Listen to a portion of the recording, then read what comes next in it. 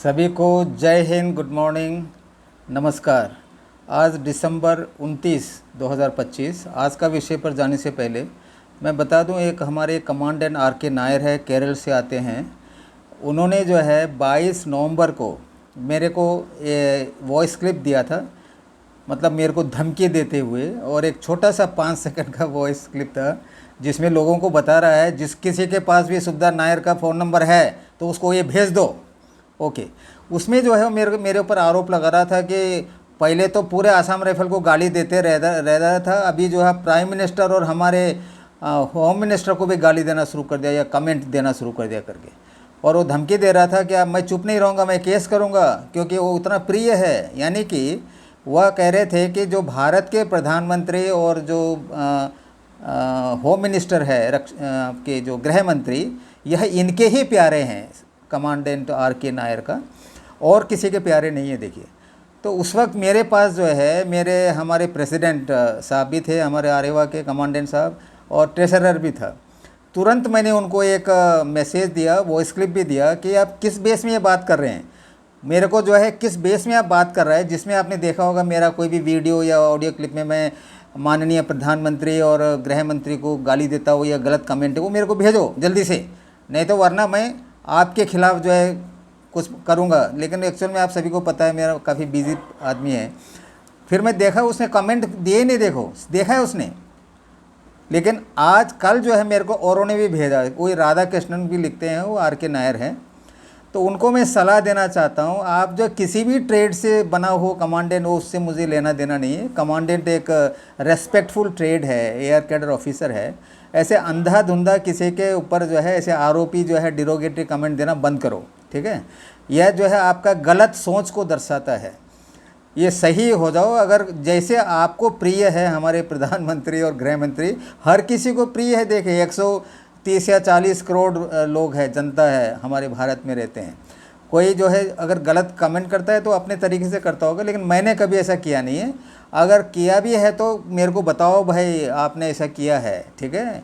ऐसे गलत वाला जो अपने आप को बॉस बन के, बहुत ही गलत चीज़ है, क्योंकि आप कमांडेंट रैंक से रिटायर हुए हैं। किसी भी ट्रेड से जो बनाए उससे कोई जनता को लेना देना नहीं। एटलीस्ट कमांडेंट जो पद का जो है इज्जत करना सीखो।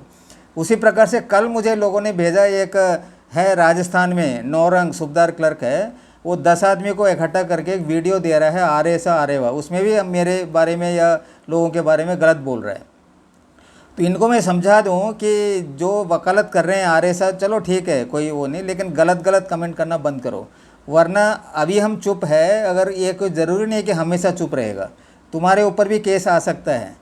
तो आज का सीधा विषय पर चलते हैं। देखिए, clarification on the division between OPS NPS या अभी UPS भी बोलते हैं इन असम राइफल्स। असम राइफल्स में OPS और NPS या UPS के बीच विभाजन पर स्पष्टीकरण। कईयों ने जो है मेरे वीडियो पर कमेंट दिया, जो सर्विस पर्सन एटलीस्ट जो 50 के आते हैं, उन्होंने बोला कि सर आप तो जो है केवल OPS के लिए काम कर रहे हैं। मुझे देखिए, ये जो असम राइफल्स जो है सब एक है, मैं आपको बता दूं। और बिकॉज ऑफ गवर्नमेंट के जो गलत पॉलिसी है, उसी प्रकार जो है आप में डिवीज़न हुआ है। इसमें कोई शक नहीं है कि जो 50 यानी कि 2004 के बाद जो भर्ती हो रखा है, वो भी असम राइफल में वही कार्य कर रहे हैं जो उससे पहले हैं, जिसको ओल्ड पेंशन स्कीम मिलता था।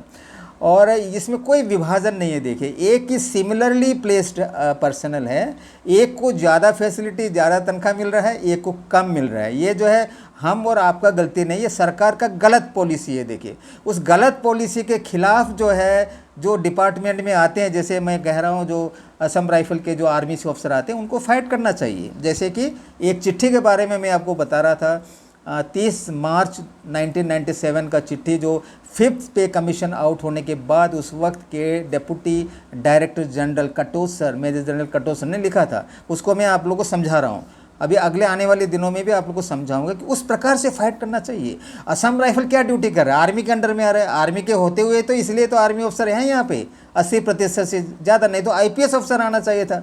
यदि हम पुलिस ड्यूटी करते तो उसी वक्त चेंज कर देना था 1186 से। अगर सही सरकार होता कि इसको जो है पुलिस में ला रहे हैं, तो पूरा अपना होमवर्क करने के बाद पुलिस में करना वो सरकार का डिसीजन है भाई, माथे पर सलाखों पर, तो हम जो है इनके अंदर में करना था। लेकिन इतने ही जो है वो लोग आर्मी के अंदर ही रख रहा है। कई बार इन्होंने कोशिश किया हमें CFF में लाने के लिए, CFF में भी नहीं ला रहे, आर्मी बोलते हमको चाहिए। तो इस प्रकार से असम राइफल के लोग पिस रहे हैं आपस में। और देखिए इतना डिवीज़न हो गया है। ये सुप्रीम कोर्ट में जब देखिए equal pay for equal work, कई सारे डिसीजन है। तो मैं कल एक डिसीजन दे रहा था, नागालैंड से जो है करीब 37 टीचर है, उनको जो है कम फैसिलिटी में, कम तनख्वाह में जो है सरकार, नागालैंड सरकार उसको दे रहा है। उस सेम जो टीचर का काम कर रहे हैं उससे पहले, यानी कि एक जो क्लासरूम है वहाँ पे जिसको फैसिलिटी कम है, दूसरे क्लासरूम में है जिसको फैसिलिटी ज़्यादा है। देखिए तो उन्होंने वही equal pay for equal work के बारे में नागालैंड जो हाई कोर्ट है वहाँ पे दिया। सिंगल बेंच ने बोल दिया सरकार को कि भाई दो, इनको भी बराबरी दो, सिमिलरली प्लेस्ड है। फिर वो डिवीज़न बेंच में गए सरकार अपील लेके, उन्होंने बोला दे दो, ये आपका गलती है। फिर वो गए सुप्रीम कोर्ट में, तो सुप्रीम कोर्ट ने बहुत ही बढ़िया जजमेंट दिया है। उनमें से बहुत सारे अच्छे जजमेंट है equal pay for equal work.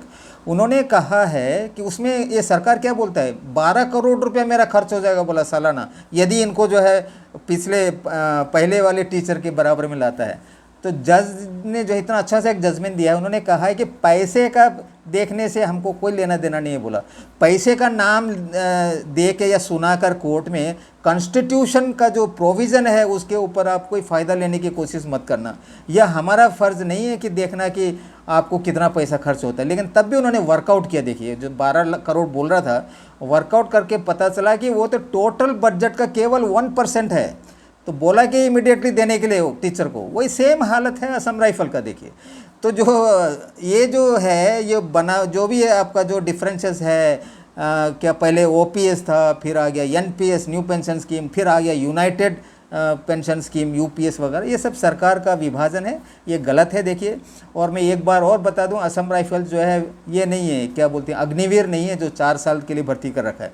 ये इतना पुराना फौज है, 191 साल आने को है, इतने सारे युद्ध लड़े हैं हम अभी भी जो है आर्मी के ड्यूटी कर रहे हैं। JNK में डिप्लॉयड है, वहाँ तो यूनिट भी दिखाता नहीं है, कंप्लीट आर्मी के उस पर साइन बोर्ड के अंदर में काम कर रहे हैं हमारे जवान लोग।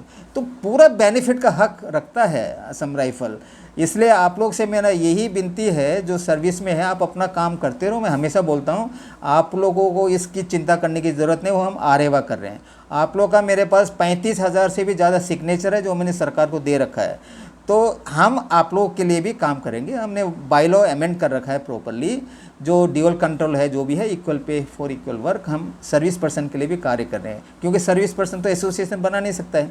तो मैं आपको यही सलाह देता हूँ, अपना ड्यूटी करते रहो, बिल्कुल तगड़ा ड्यूटी करते रहो। असम राइफल का नाम बिल्कुल और ऊपर ले जाओ।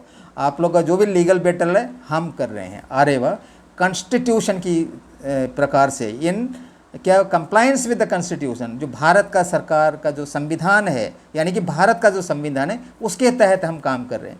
यदि कोई कहते हैं कि आरेवा गलत है करके कोई केस कर रहा है, इधर कर रहा है, ये जो एंटी फोर्स है, एंटी क्या इस्टेब्लिशमेंट है, कोई काम नहीं आएगा। यह कहना जो है आप संविधान का इंसल्ट कर रहे हैं इस प्रकार से, यह है, यही मुझसे आप लोगों से कहना है।